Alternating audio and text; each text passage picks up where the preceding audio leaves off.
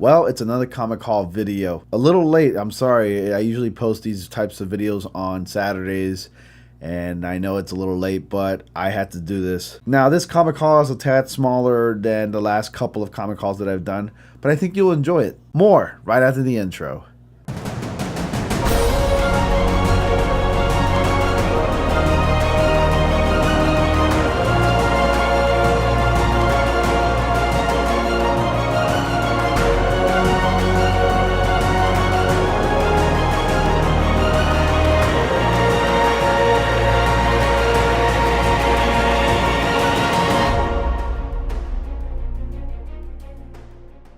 Hey guys, welcome to News to Astonish and welcome to a brand new comic haul video.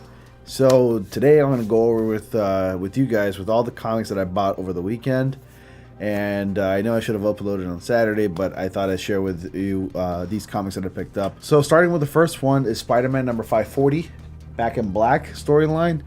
This is actually one of my favorite Spider-Man storylines of all time. This is where we see a darker version of Peter Parker slash Spider-Man. He's almost to the verge of killing people.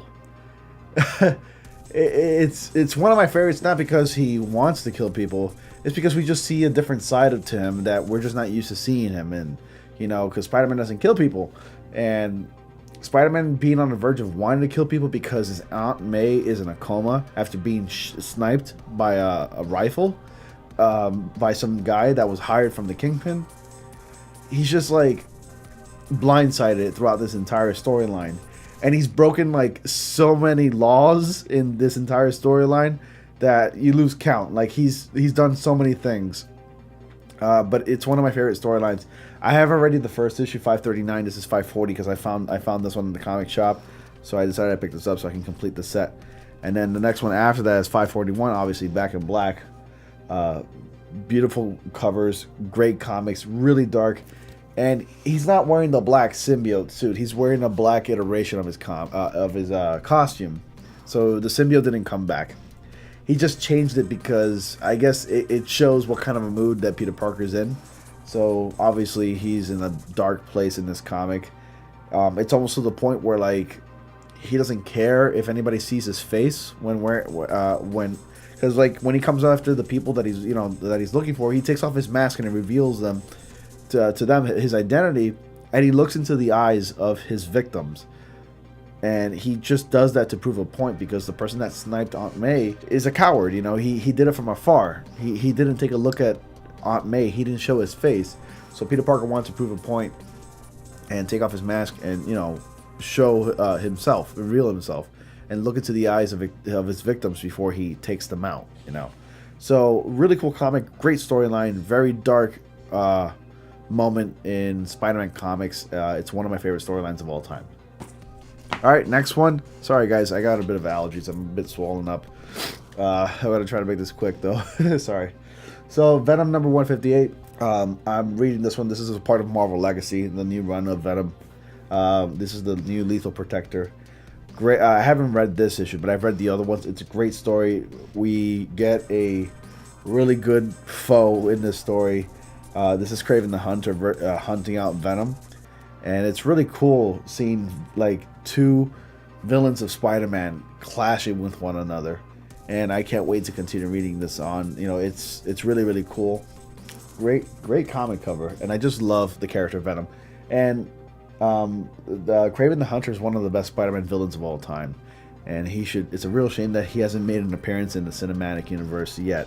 But yeah, totally pick this up. Read Venom Lethal Protector. It's a great run. I think you'll all enjoy it. Next one, this is a part of Marvel Legacy. This is Venom Poison X storyline, part 3. I don't have the first part 1 or part 2, but I am looking forward to collecting it before I start reading this one, because this one looks like a lot of fun, and I love reading Venom. Venom's a really cool character, one of my favorite Spider-Man villains of all time, or in this case, anti-hero slash hero right now. So yeah, definitely pick up Venom comics when you get a chance. And I might pick up the Carnage comics. They look okay, I guess. Next one, finally, I've been waiting for this one. Jessica Jones number 17.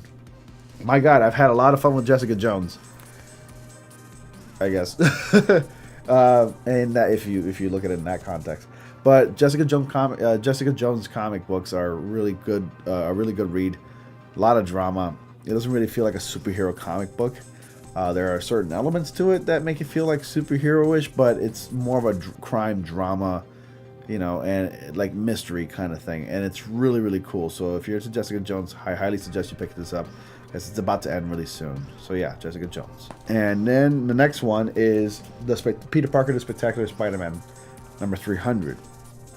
Or in this case, it's like number 8 or whatever. I gotta say, this comic is actually a little bit thicker than your ordinary comic because it's the special. It's 300. I'm having a lot of fun with Peter Parker's Spectacular Spider-Man. I didn't think I was actually gonna like the new run on Peter Parker Spider-Man, but I actually, as it turns out, I do, because on Peter Parker, the Spectacular Spider-Man number 6, if I'm not mistaken, where it had the cover on J. Jonah Jameson and Spider-Man having dinner. Oh my God, did that comic book surprise me on an emotional level? My God, there were tears, and it was intense. There were moments that I played out from that comic book in my head. I played it out in a movie, and man, it really did hit me right in the feels, man. And there were certainly some revelations in the comic. I won't spoil it, but read it for yourselves and you'll see what happens. It's really cool, really jaw-dropping. Read it. Great writing. If a comic book can make me cry, then you know that you've got yourself a good comic book. Read Peter Parker, the Spectacular Spider-Man. It's definitely a good run. Okay, and then the next one up is finally, waiting for a while, maybe like over 2 weeks or so. This is Marvel Legacy Spider-Man vs. Deadpool number 28. So far, I'm caught up to date with SpiderMan Deadpool. Got them all. Yes. Really happy to find it. And I have them organized, too, in my comic book collection. So I got to buy myself another box since I'm already starting to run out of room. And yeah. So SpiderMan Deadpool. I haven't read it yet, but I will. I will read this one eventually. But I've already set myself to reading the other ones that I have piled up right here. So it's like 7, 8 issues right now of comic books that I have right here with me. So yeah, definitely pick it up when you get a chance. A lot of the new stuff I'm really impressed with, actually. I didn't think comic books were going to be just as good as they were back in the day. But hey, any type of good writing is, you know, makes for a great story. And if, you know what, and people love good stories. And that's what attracts me to comic books. If you got yourself a good story with great art, you got yourself a perfect comic book. I mean, look at Doomsday Clock. And look at the current modern run of like Spectacular Spider-Man, and look at Batman Rebirth and the Flash Rebirth. My God, talk about great writing and beautiful artwork. So yeah, definitely a great comic haul. Short one nonetheless, but what did you think, guys? I really hope you've enjoyed it. Have you found any comics this week? Any comics or stories that you might suggest, you might think that might be good for me? Oh, I can't speak today. Damn allergies. Anyways, let me know in the comment section below. Please like this video, share it with everybody if you can. Subscribe for more, and I will see you all in the next comic panel.